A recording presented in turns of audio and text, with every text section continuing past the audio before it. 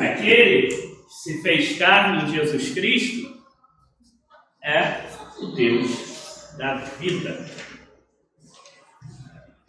É o Deus, como vai ter outra passagem na Bíblia, falando do Deus de vivos, não Deus de mortos, e todos estão vivos nele. O texto de sabedoria de hoje, ele já começa, embora muito curto, ele já é muito objetivo. Deus criou os seres humanos para a vida, para a imortalidade. E aí o texto fala que por inveja o demônio criou a morte. Isso nos faz pensar na criação de Deus e ver que realmente a morte é um fator de desequilíbrio. Uma coisa que universalmente causa estranhamento, causa medo, apreensão, né? Enfim, desperta diversos sentimentos negativos, a dor, a saudade. E não só nos seres humanos, em toda a criação de Deus, nós vemos os animais a mesma preocupação diante da morte, o evitar a morte.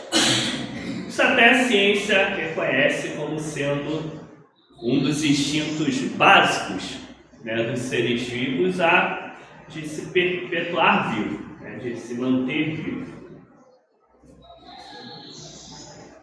Então isso nos mostra que a morte era algo fora do projeto original, algo que acontece como resultado da queda, algo que acontece como resultado do mundo que se afasta de Deus. E a morte aí não deve ser entendida só como uma morte física, porque a morte ela pode acontecer de várias formas. A própria Bíblia vai nos falar da morte espiritual.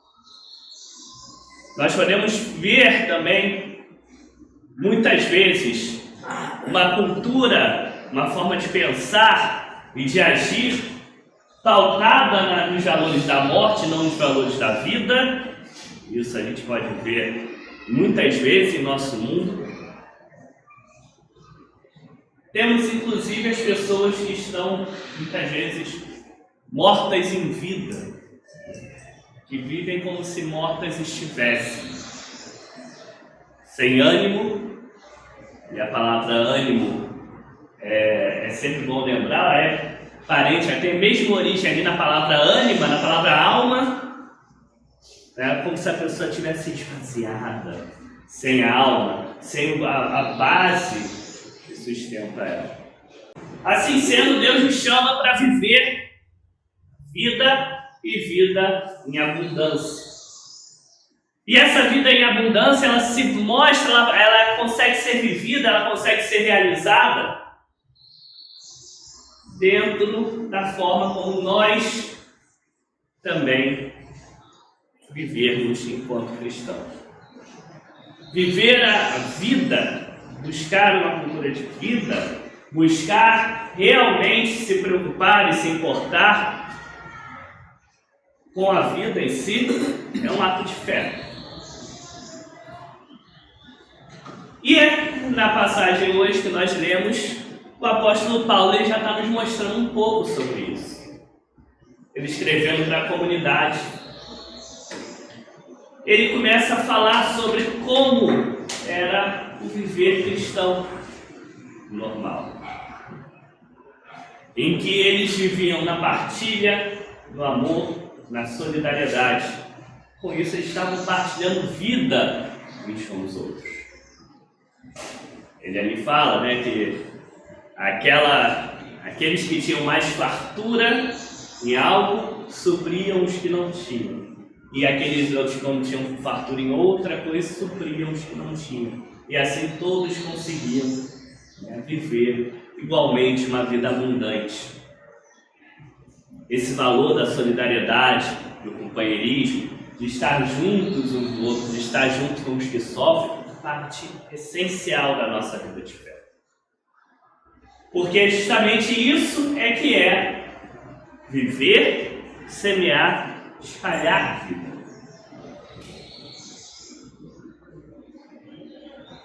Aquilo que eu tenho, aquela forma que eu tenho de viver, e aí não é só bens materiais.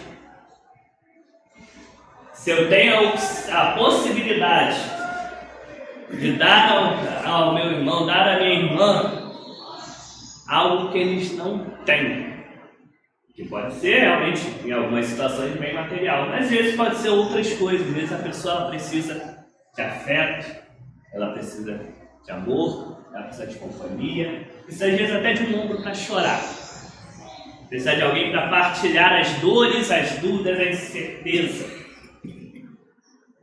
E eu posso ceder aquilo.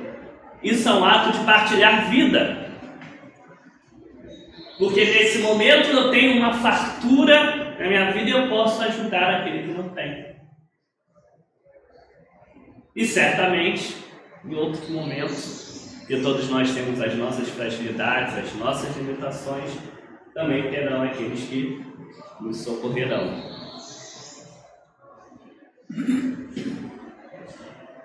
Mas eu disse, partilhar a vida é um ato de fé. E é um ato de fé por quê? Primeiro, faz parte daquilo que nós cremos. Mas também porque exige uma confiança. Exige ter a certeza, muitas vezes, de que Deus vai continuar ali conosco. É interessante que essa passagem de hoje, vem quando Jesus desembarca, quando ele sai do barco. E a gente, inclusive, no domingo passado, a gente viu que no barco estava enfrentando lá alguns problemas, as tempestades.